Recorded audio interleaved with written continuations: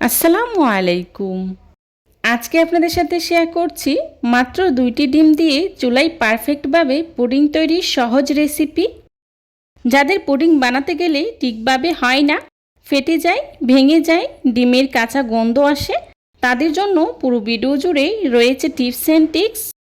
আশা করছি প্রথম থেকে শেষ পর্যন্ত পুরো ভিডিও দেখলে আপনিও প্রথমবারেই তৈরি করে নিতে পারবেন পারফেক্টভাবে পুডিং। সো কথা না বাড়িয়ে চলুন তাহলে মূল রেসিপিতে।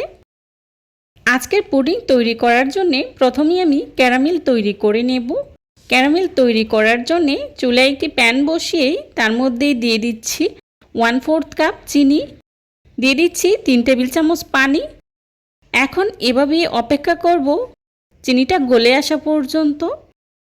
চিনিটা গলে কিছুটা কালার চেঞ্জ হয়ে আসলেই নেড়েচেড়ে দিচ্ছি, আর এভাবে অনবরত নেড়েচেড়েই ক্যারামেল তৈরি করে নেব। আমার ক্যারামেলটা হয়ে গিয়েছে। এবার চুলা থেকে নামিয়ে আমি যে পাত্রে পুডিংটা তৈরি করে নেব সেই পাত্রেই ঢেলে নিচ্ছি। ক্যারামেল কিন্তু চুলা থেকে নামিয়ে নেওয়ার পর কালারটা আরও অনেকটাই গাঢ় হয়ে যায়। এখন পাত্রটাকে এভাবে ঘুরিয়ে ঘুরিয়ে চারপাশটা খুব ভালো করে ছড়িয়ে নিচ্ছি। আজকের পুডিং তৈরি করার জন্যে আমি এখানে ওভেন প্রুফ বাটি নিয়েছি। এবার ক্যারামেলটা ঠান্ডা হওয়ার জন্যে এক সাইডে রেখে দিচ্ছি। এবার পুডিং তৈরি করার জন্যে দুধ আর ডিমের মিশ্রণটা তৈরি করে নিচ্ছি। তার জন্যে একটি বাটিতেই নিয়েছি ডিম 2টি, তার সাথে নিয়েছি 1/4 কাপ চিনি। চিনিটা আপনারা আপনাদের প্রয়োজন অনুযায়ী ব্যবহার করবেন। দিয়ে দিচ্ছি 1 চিমটি লবণ, আর দিয়ে দিচ্ছি ভ্যানিলা এসেন্স 1/2 টিস্পুন। এটা কিন্তু ডিমের গন্ধ দূর করবে। আপনারা চাইলে ভ্যানিলা এসেন্সের পরিবর্তে এলাচের গুঁড়োটাও ব্যবহার করতে পারেন। আর এখানে কিন্তু অবশ্যই নর্মাল তাপমাত্রার ডিম ব্যবহার করবেন। ডিম যদি ফ্রিজে থাকে তাহলে 30 মিনিট আগে ফ্রিজ থেকে নামিয়ে রাখবেন। এবার একটি হ্যান্ড ড্রেসের সাহায্যে খুব ভালো করে ডিমটাকে ফাটিয়ে নিচ্ছি।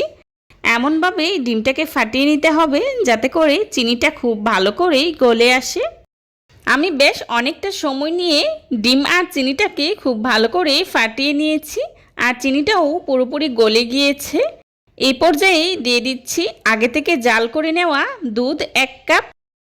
আমি এখানে গরুর দুধ নিয়েছি, আর দুধটাকে আগে থেকে খুব ভালো করে ঘন করে জাল করে ব্যবহার করেছি।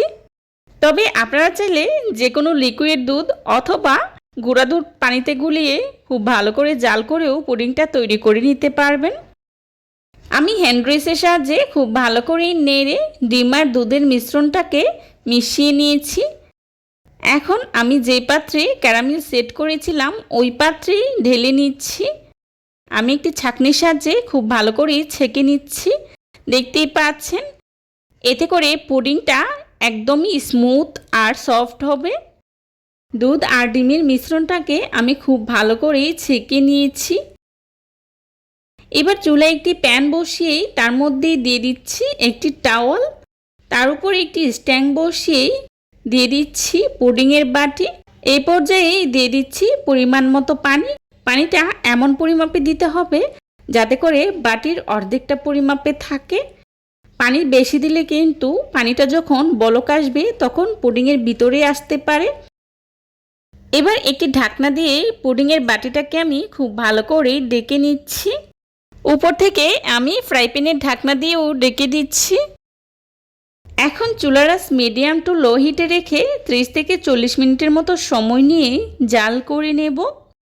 আমার পুডিংটা যেহেতু ছোট তাই আমার এখানে 30 মিনিটের মতো সময় লেগেছে, আপনাদের কম বেশি লাগতে পারে। 30 মিনিট পর ঢাকনাটা তুলে আমি একটি কাঠির সাহায্যে চেক করে নিচ্ছি।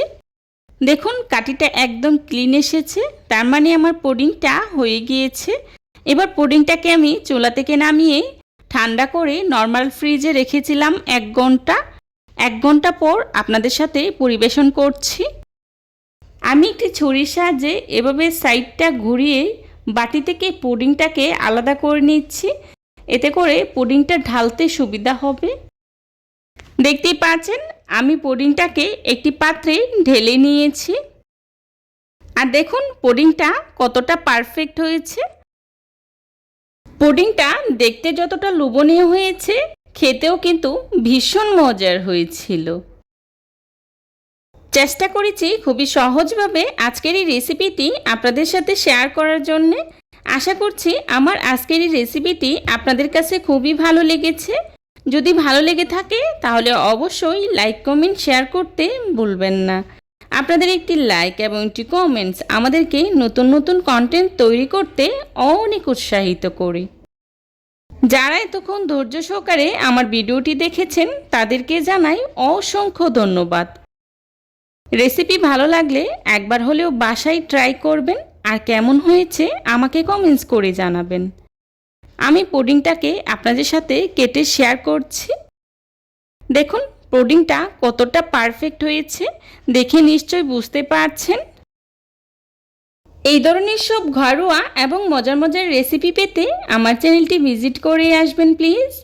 আমার পরবর্তী রেসিপি দেখার আমন্ত্রণ জানিয়ে আজকের মতো এখানেই বিদায় নিচ্ছি। সবাই ভালো থাকবেন, সুস্থ থাকবেন। আল্লাহ হাফিজ। আসসালামু আলাইকুম।